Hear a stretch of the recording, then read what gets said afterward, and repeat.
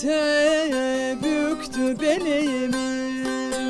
Dediler ki yari adeller aldı, Kadir Mevlam nasip eyle ölümü.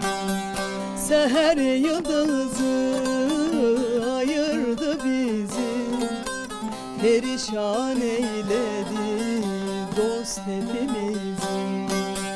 Seher yıldızı ayırdı bizi, perişan eyledi yar ikimizi.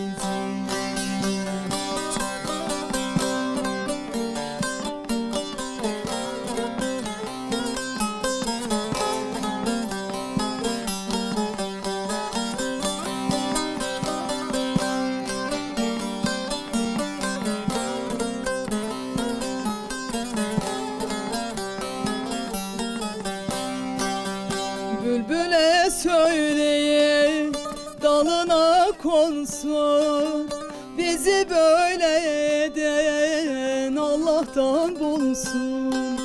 Sabreyle sevdiğim ilkbahar gelsin, terk edeyim vatanımı yurdumu.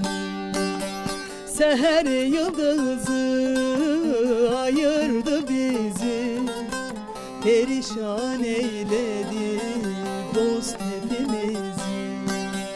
Seher yıldızı ayırdı bizi, perişan eyledi yar ikimizi.